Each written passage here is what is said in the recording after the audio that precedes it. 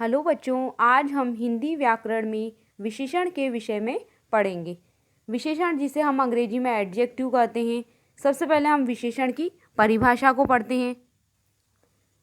जो पद संज्ञा और सर्वनाम पदों की विशेषता बताते हैं उन्हें विशेषण कहते हैं। जैसे यहाँ कुछ उदाहरण भी दिए हुए हैं। काला घोड़ा तेज दौड़ता है, तो यहाँ पर काला शब्द घोड़े की विशेषता को बता रहा है, तो काला शब्द यहाँ पर विशेषण है। 40 चोर मारे गए, यहाँ चोरों की संख्या बताई जा रही है, तो 40 शब्द में संख्यावाचक विशेषण है। 2 किलो चीनी तोलो, चीनी का नाप तोल यहाँ बताया जा रहा है, तो ये परिमाणवाचक विशेषण का उदाहरण है। यह कमरा साफ सुथरा है। अब यहाँ पर देखो कमरे की तरफ इशारा किया जा रहा है, और कमरा शब्द क्या है? संज्ञा है। तो संज्ञा से पहले यहाँ पर सर्वनाम शब्द का प्रयोग किया जा रहा है, तो ये सार्वनामिक विशेषण का ये उदाहरण है। उपयुक्त वाक्यों में काला, 40, 2 किलो यह शब्द विशेषण है, क्योंकि ये क्रमशः घोड़ा, चोर, चीनी व कमरे की विशेषता को बता रहे हैं। अब हम लोग विशेष्य की परिभाषा पढ़ेंगे। विशेषण पद जिन संज्ञा व सर्वनाम पदों की विशेषता बताते हैं उन्हें विशेष्य कहते हैं। जैसे यहाँ पर ऊपर वाले वाक्यों में घोड़ा, चोर, चीनी और कमरे की विशेषता बताई जा रही थी, तो ये विशेष्य हैं, क्योंकि यहाँ पर देखो ये सारी चीज़ें जिनके नाम मैंने आपको बताया उदाहरण में, घोड़ा, चोर, चीनी, कमरा, ये सब क्या हैं? इनकी विशेषता बताई गई थी। ये सब संज्ञा हैं, तो यहाँ पर विशेषण शब्द जिन संज्ञा सर्वनाम की विशेषता बताते हैं उन्हें हम विशेष्य कहते हैं। तो यहाँ पर देखो संज्ञा या सर्वनाम शब्दों की ये विशेषता बता रहे थे, तो ये सब विशेष्य कहलाए। अब हम विशेषण के भेद पढ़ेंगे। विशेषण के मुख्यतः 4 भेद होते हैं। पहला होता है गुणवाचक विशेषण, दूसरा होता है संख्यावाचक विशेषण, तीसरा होता है परिमाणवाचक विशेषण, और चौथा भेद होता है संकेतवाचक विशेषण, जिसे हम सार्वनामिक विशेषण भी कहते हैं। सबसे पहले हम गुणवाचक विशेषण के बारे में पढ़ेंगे। गुणवाचक विशेषण में क्या होता है कि जिन विशेषण शब्दों से संज्ञा और सर्वनाम शब्दों के गुण और दोष का बोध होता है उन्हें गुणवाचक विशेषण कहते हैं। जैसे यहाँ उदाहरण दिया हुआ है, यह आम मीठा है। अब यहाँ पर आम की विशेषता बताई जा रही है कि यह आम मीठा है। मीठा शब्द क्या है? गुणवाचक विशेषण है। दुबला बालक तेज दौड़ता है। अब यहाँ पर बालक का दोष बताया जा रहा है, तो दुबला शब्द में गुणवाचक विशेषण है। तो यहाँ उपयुक्त वाक्यों में मीठा तथा दुबला शब्द गुणवाचक विशेषण है। गुणवाचक विशेषण में कई प्रकार की विशेषताओं का हमें बोध होता है। जैसे आप देखिए, गुणबोधक यानी गुण के बारे में बात की जाएगी, अच्छा, भला, दयालु, सरल। दोषबोधक में क्या होगा? दोष बताए जाएंगे, बुरा, दुष्ट, दुर्जन, क्रूर। आकार बोधक में क्या होगा? लंबा, गोल, तिकोना, चौड़ा, आकार के बारे में बताया जाएगा। स्थान बोधक में क्या होगा? नीचा, ऊंचा, बंगाली, राजस्थानी, मराठी, गुजराती, इस तरह से स्थान के बारे में बोध होगा। रंग बोधक काला, नीला, लाल, पीला, सफ़ेद, हरा। काल बोधक में समय के बारे में बताया जाएगा, नया, पुराना, प्राचीन, आधुनिक। और दशा बोधक में क्या होगा कि दशा स्थिति के बारे में बताया जाएगा, दुबला, मोटा, पतला, अस्वस्थ। रुग्ण, रुग्ण मतलब होता है रोगी। इसी तरह से दिशा बोधक, दिशा के बारे में बताया जाएगा, पूर्व, पश्चिम, उत्तर, दक्षिण। स्पर्श बोधक यानी छूने पर किस तरह का एहसास होता है, कठोर, कोमल, खुरदरा। स्वाद बोधक, स्वाद कैसा है, चटपटा, खट्टा, मीठा, नमकीन, कड़वा। ध्वनि बोधक यानी आवाज़ कैसी है, मधुर, कठोर, कर्कश। गंध बोधक, सुगंधित या दुर्गंधपूर्ण।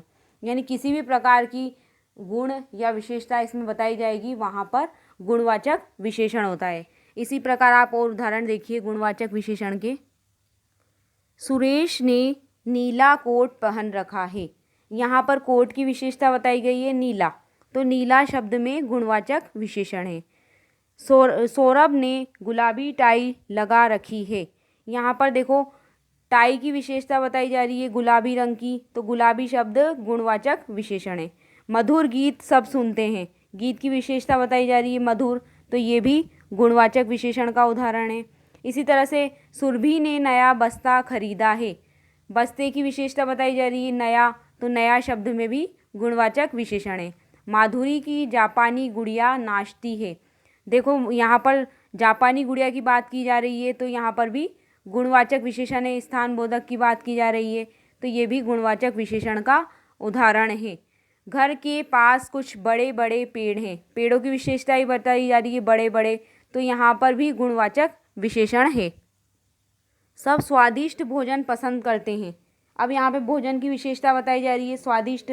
स्वादिष्ट शब्द में गुणवाचक विशेषण है। इसी तरह से देखिए और उदाहरण आप देखिए कि दिल्ली में उच्च न्यायालय स्थित है। तो यहाँ पर देखो उच्च न्यायालय शब्द में देखो उच्च शब्द जो है वो विशेषण है और न्यायालय शब्द विशेष है। उच्च शब्द में गुणवाचक विशेषण है। दीपावली हिंदुओं का धार्मिक त्योहार है। धार्मिक शब्द में देखो गुणवाचक विशेषण है और त्योहार शब्द विशेष है। अक्षरधाम में श्रद्धालु भक्तों की भीड़ लगी है। श्रद्धालु में गुणवाचक विशेषण है। ऐसे ही वायुसेना के लड़ाकू विमानों ने उड़ान भरी। यहाँ पर लड़ाकू शब्द में गुणवाचक विशेषण है, उसकी गुण बताया जा रहा है लड़ाकू। इसी तरह से निकिता बातूनी लड़की है। यहाँ पर बातूनी शब्द में गुणवाचक विशेषण है। तो इस प्रकार किसी भी वाक्य में संज्ञा या सर्वनाम के गुणों के बारे में बताया जाएगा, या ऐसा हम बोल सकते हैं कि जो विशेषण शब्द संज्ञा सर्वनाम के गुण, दोष, स्वभाव, दशा, आकार, रंग के विषय में बताते हैं, वहाँ पर गुणवाचक विशेषण होता है। विशेषण का दूसरा भेद होता है संख्यावाचक विशेषण।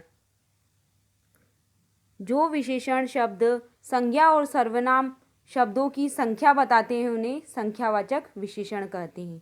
जैसे राजा दशरथ के 4 पुत्र थे। यहाँ पर 4 संख्या बताई गई है पुत्रों की, तो 4 शब्द में संख्यावाचक विशेषण है। निकिता ने कक्षा में प्रथम स्थान प्राप्त किया। यहाँ पर प्रथम शब्द में भी संख्यावाचक विशेषण है। पापा जी से मिलने रोजाना अनेक लोग आते हैं। अब यहाँ पर अनेक शब्द में अनिश्चित संख्यावाचक विशेषण है, ये जो कि संख्यावाचक विशेषण का भेद होता है। अब हम लोग देखेंगे कि दिए गए वाक्यों में क्रमशः 4, प्रथम, अनेक संख्यावाचक विशेषण के उदाहरण हैं। अब संख्यावाचक विशेषण के 2 भेद होते हैं। एक तो होता है निश्चित संख्यावाचक विशेषण और दूसरा होता है अनिश्चित संख्यावाचक विशेषण। सबसे पहले हम निश्चित संख्यावाचक की बात करें तो ये विशेषण निश्चित संख्या का बोध कराते हैं, चाहे वह गणना के अनुसार हो या फिर क्रम के अनुसार। गणनावाचक में देखिए 2, 4, 5, 10, 15, 20, तो ये गिनती बताई जा रही है। तो इसका आप देखिए, मैंने बाजार से 2 पुस्तकें खरीदी। यहाँ पर 2 शब्द जो है वो निश्चित संख्यावाचक विशेषण का उदाहरण है। ऐसे क्रमवाचक में देखिए पहला, दूसरा, तीसरा, चौथा, ये सब क्या हैं? ये क्रमवाचक है। मेरा विद्यालय में प्रथम स्थान है, तो ये क्रमवाचक है, तो ये निश्चित संख्यावाचक विशेषण का उदाहरण है। वह मुझसे 2 गुना दूध पीता है, ये भी निश्चित संख्यावाचक विशेषण का उदाहरण है। 2 गुना शब्द। 3 बालकों को इधर भेज दो, बालकों की संख्या बताई जा रही है, तो ये भी निश्चित संख्यावाचक विशेषण का उदाहरण है। इसी तरह से 10 घोड़े दौड़ते हैं, घोड़ों की संख्या बताई जा रही है 10 घोड़े, तो ये भी निश्चित संख्यावाचक विशेषण का उदाहरण है। आप 6ठी कक्षा में पढ़ते हो, ये भी निश्चित संख्यावाचक विशेषण का उदाहरण है। तो जहाँ पर निश्चित संख्या के बारे में बताया जाएगा वहाँ निश्चित संख्यावाचक विशेषण होता है। अब हम इसी का संख्यावाचक विशेषण का दूसरा भेद पढ़ते हैं, अनिश्चित संख्यावाचक विशेषण। ये विशेषण निश्चित संख्या का बोध नहीं कराते हैं, यानी अनिश्चित संख्यावाचक विशेषण से निश्चित संख्या का बोध नहीं होता है। जैसे उदाहरण, कुछ चोर पकड़े गए। यहाँ पर चोरों की संख्या नहीं बताई गई, सिर्फ बोल रहे हैं कुछ चोर पकड़े गए, तो यहाँ पर कुछ शब्द में अनिश्चित संख्यावाचक विशेषण है। थोड़े चित्र मिल गए हैं, ये भी अनिश्चित संख्यावाचक विशेषण है क्योंकि इसमें भी संख्या नहीं बताई जा रही है। इसी तरह से थोड़े आदमी मैदान में खड़े हैं, तो ये भी अनिश्चित संख्यावाचक विशेषण का उदाहरण है। हजारों सैनिक युद्ध लड़ रहे हैं, तो यहाँ पर हजारों शब्द कितने हजार हैं ये पता नहीं चल रहा है, तो ये भी अनिश्चित संख्यावाचक विशेषण का उदाहरण है। अब यहाँ दिया हुआ है कुछ, थोड़े, हजारों, ये सब क्या हैं? अनिश्चित संख्यावाचक हैं इस वाक्यों में। इस वीडियो में हमने विशेषण की परिभाषा, विशेष्य की परिभाषा, विशेषण के प्रकार और विशेषण के दो भेदों के बारे में हमने पढ़ लिया है, जो कि गुणवाचक विशेषण और संख्यावाचक विशेषण। इन दोनों भेदों के बारे में हमने पढ़ लिया है। आगे के दो भेदों की जानकारी हम दूसरे वीडियो में पढ़ेंगे। धन्यवाद।